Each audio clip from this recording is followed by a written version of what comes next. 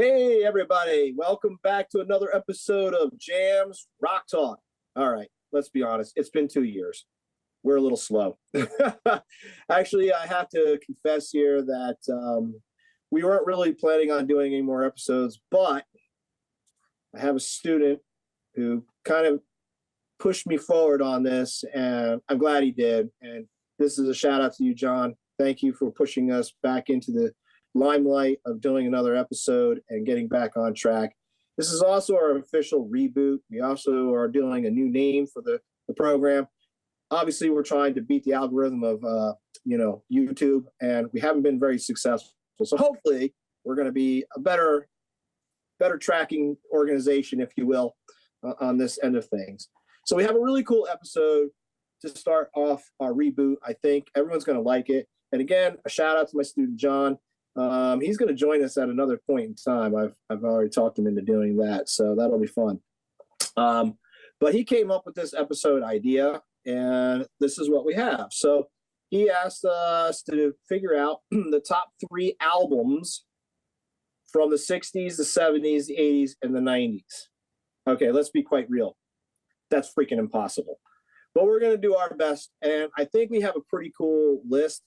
We've gone back and forth, I think, and I've changed things at the last second. You changed things at the last second. So we're going to try to do this. Well, let's also clarify what we mean by top albums of the decade. Yeah. I'll let you take that. Go ahead. So the what we're looking at is the top 3 albums per decade that we still listen to on a regular basis or do return to. It's not necessarily what the critics and what the general population considers to be the top albums. Plus, in order to make it fair, we have kept certain bands off the list because these bands could have multiple albums. It's obvious. Once we give you the band names, you're going to be like, oh, yeah, well, they dominated in all decades. The bands that we've left off the list are the Beatles, the Rolling Stones, Pink Floyd, and Led Zeppelin. Had to do it.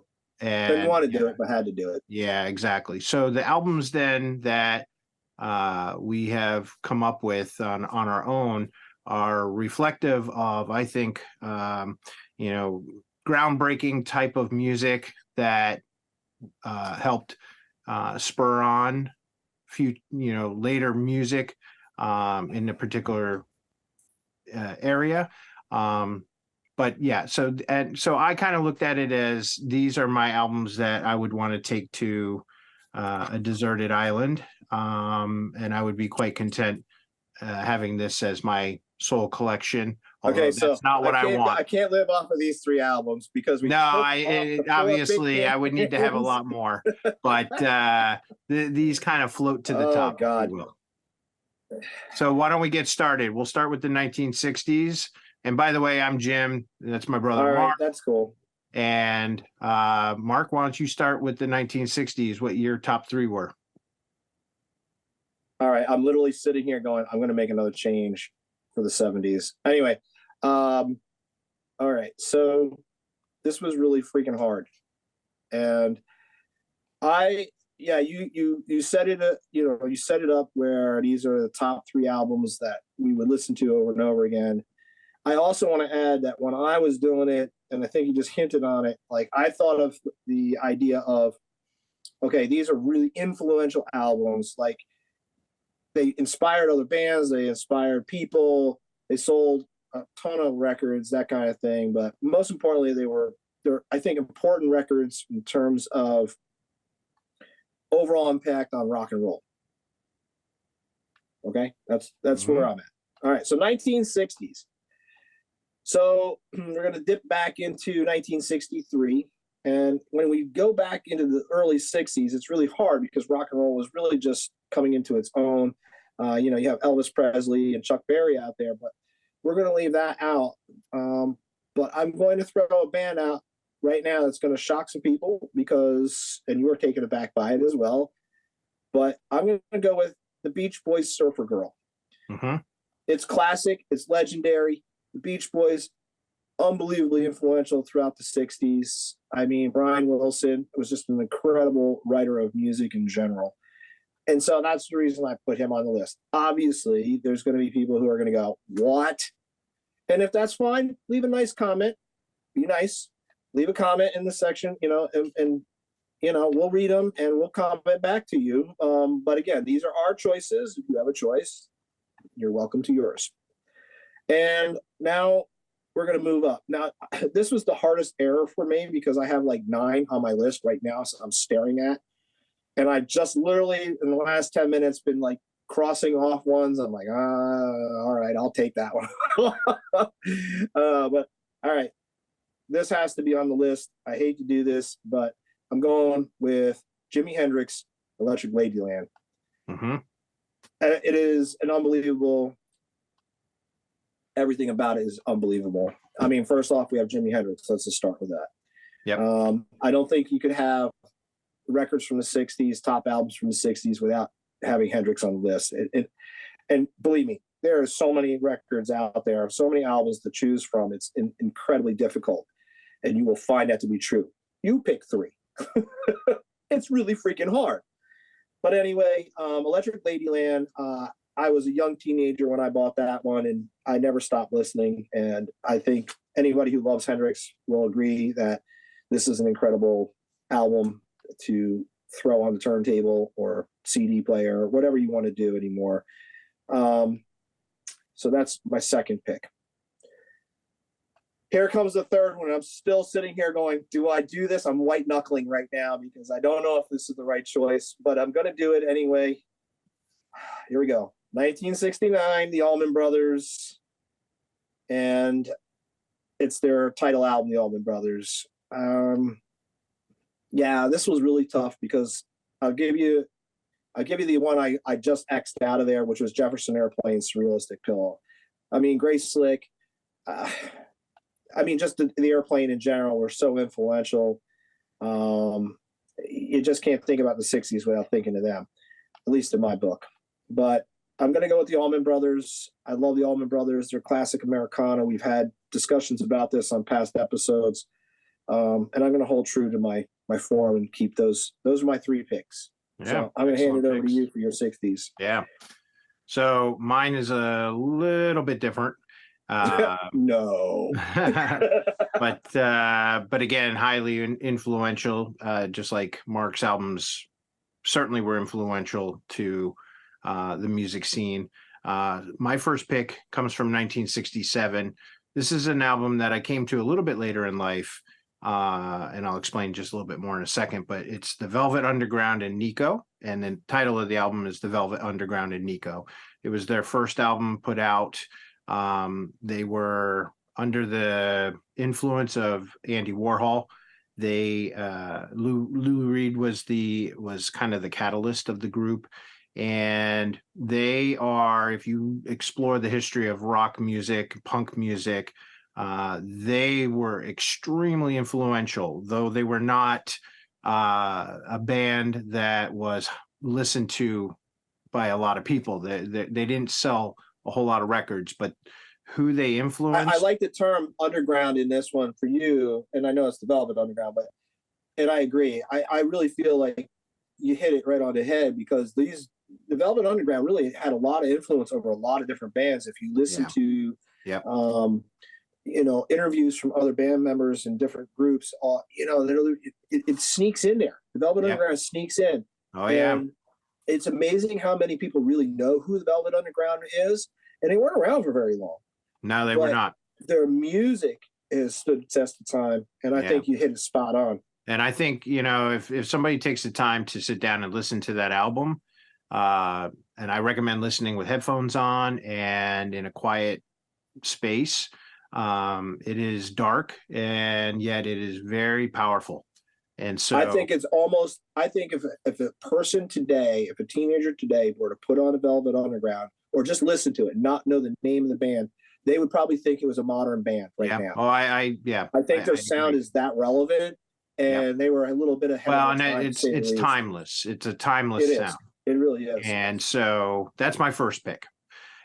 Second pick kind of moving in a very different direction, and that's Cream, Disraeli Gear from 1967. I love, And I love it, you, love it, you love know, it, love it. Disraeli Gears was an album that that I really got into during my college years, and just loved the sound that they were getting. When you hear them in concert, in their concert footage, they they kind of remind me of the Who. It was a different sound than what they got on the record. It was just this intense, huge sound. On a record, Well, that was like a super group right then. Yeah, that was considered it was one of the group. first super groups to appear, and that particular record just hit after hit, or just each song just so well done. Powerful. And and based around the blues. So Cream, Disraeli Gears. And then my third album is in a very different direction than both of those, and that is King Crimson. Here we go. In the Court of the Crimson King from 1969. And that now make sure you tell everybody where you got that influence. Make sure you tell everybody where you got that influence. All right. Yeah, my brother Mark certainly thank you. Had an influence on that back in high school and early college for sure. But that particular album, of all the King Crimson albums, that one still resonates the most with me. It has I don't know, it's the sound of Greg Lake singing, it's Robert Fripp's guitar work, it's the sound of the Mellotron. It is King Crimson is really the grandfather of progressive music. They certainly had a huge influence on the progressive rock scene that developed in the 70s. But in the Court of the Crimson King, wonderful album. It's a great album. And if you don't listen to any other King Crimson albums, that is, I think, the finest representation. I mean, I had all of their albums at one point. Now your daughter actually has, I think, all of them. Yeah. I think she does. Yep. And I think that's really great that the next generation is taking notice to this. And in all fairness, John, if you're listening, and I know you are, because you're waiting for this, John is a big fan. My student John is a big fan of King Crimson as well. So it really is refreshing to see that the next generation is appreciating what these guys laid out early on. And, today's music is so meh. Well, we won't get into that. That's a whole other discussion. I think I just said it right there. So, that's a whole other If you disagree with me, you can leave me a nasty comment. I'll just skip over it, but that's all right. All right, so let's move on to the 1970s. Oh my God. I can't stop thinking about every album. It's just, I can't do it. I'm going to skip over to 70s because I just can't do it. No, okay. So I have multiple albums that I wanted to do here. And I know I surprised you with some of the picks that I originally did, but I've kind of just gone through and obliterated everything again. So let's start with the first one. And I hope people understand why I'm picking this. As a huge Deadhead, as a huge fan of the blues, this is going to come as a complete shock. I'm going to put Blondie, Parallel Lines out there. Now, I have lots of rationale behind this, but all I have to say is if you can't join forces on this idea, there's something wrong with you in terms of your ability to understand rock and roll. Blondie was way ahead of their time. Not only were they a part of the punk movement, but you see the advent of rap going on in there before anybody was really doing this. I mean, they brought rap. They brought rap to the mainstream. Yeah, this is an incredible album that really pushed the envelope beyond anything anyone was really ready to listen to.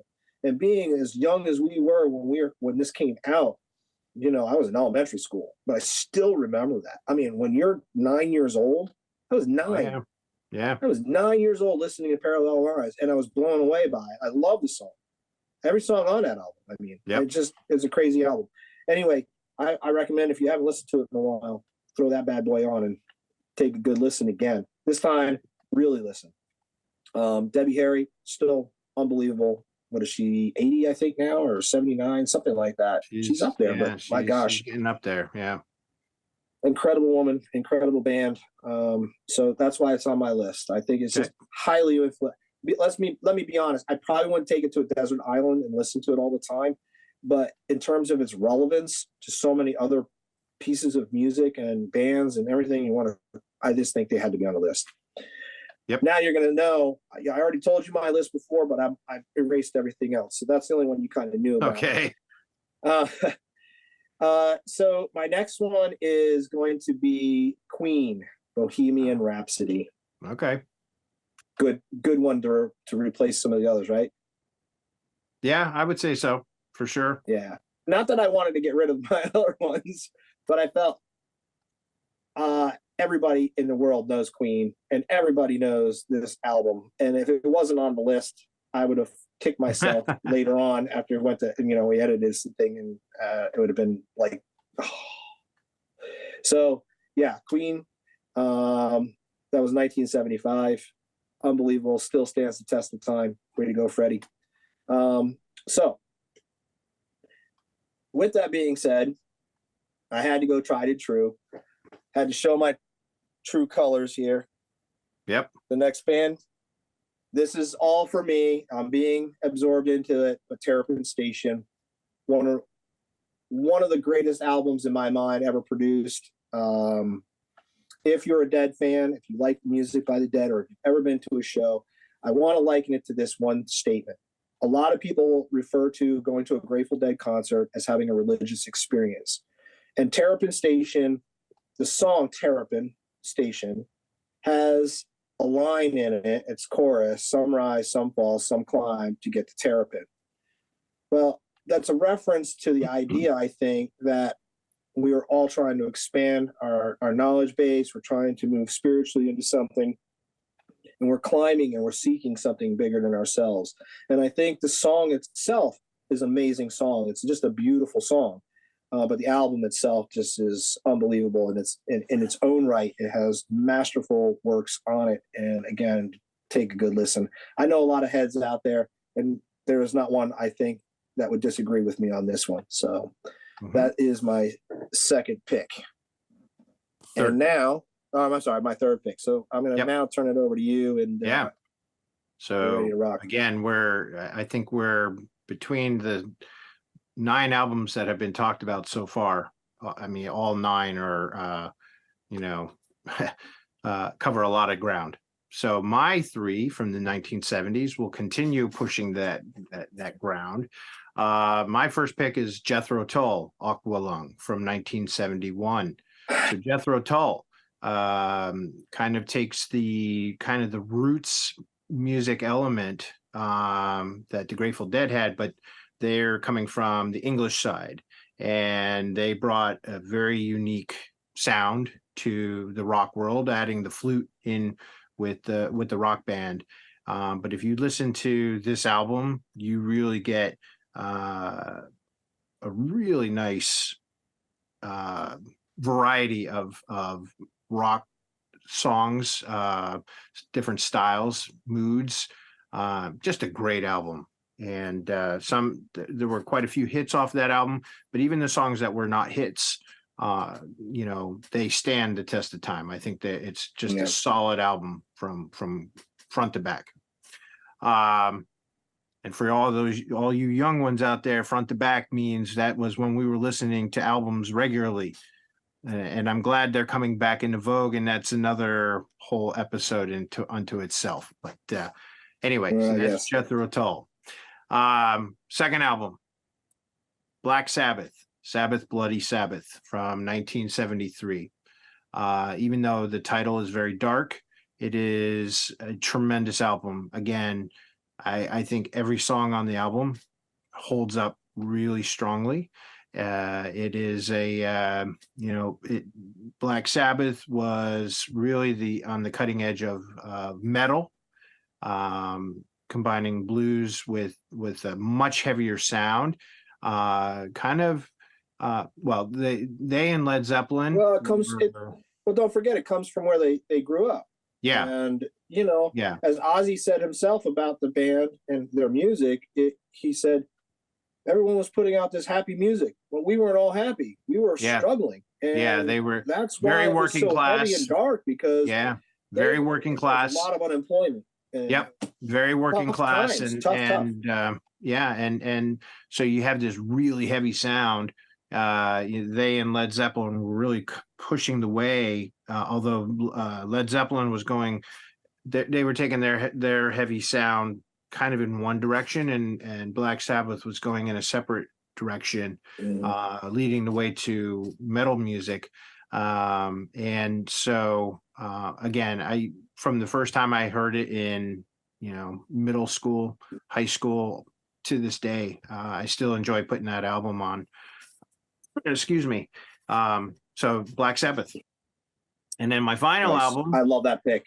Love that pick, by Yeah, the way. yeah. The final album from the '70s for me is Yes, Going for the One. People probably think Fragile, but for me, Going for the One, which came out in 1977, is even more interesting as a whole album. It really, every song again is a mini masterwork. From the title track, Going for the One, which grabbed my attention in middle school, to to some of the other works that are in there that include pipe organ and other things. Just an amazing Well, they're a progressive progressive band, album. and that Yep. progressive sound is in there, but they were just masterful musicians, and we can't leave Yeah. that out. Steve Howe was an amazing musician on Oh yeah. guitar. Well, You know, just every every one of them, musician in that every band was amazing. yeah, Rick And Wakeman. I mean, yeah, there's just too many guys that have come and gone through the band, but I mean, just like it doesn't matter. It's just everything that was written and still being played. I think yep, today is very. It's so melodic. It's so well thought through, and yep, I agree with this. I love the fact that you picked that. I just want to just touch real quickly before we head out of the '70s. Let me just say I had a hard time leaving out bands like Genesis. How do you yep. not talk about Oh, I Genesis, know. right? I mean, Yep. that's a really tough one to go and leave off. And I know I'll just say I had the Cars on there. We talked about Yep. Rick Ocasek and the influence he's had. You know, these are bands that I considered to put on the list and struck off because I just knew I had to put these other ones in. Yep. Yep. It doesn't mean that I wasn't thinking about other things, and I know you were the same way. So again, you try to pick three albums. Yeah, it was a this was this was a tricky little exercise. And Exercise, yes. I think in the interest of time, we will wrap up this session and this particular video, and then the next video we will pick up on the 1980s and the 1990s. All right, so we're going to call that a part 2. Yep. So part 1 is what we just covered, and we'll see you in part 2. All right, so if you like this episode, join us for the next one. Make sure you hit the subscribe button, ring that bell, get those notifications going, and we'll see you next time. This is Mark and Jim on Jams Rock Talk.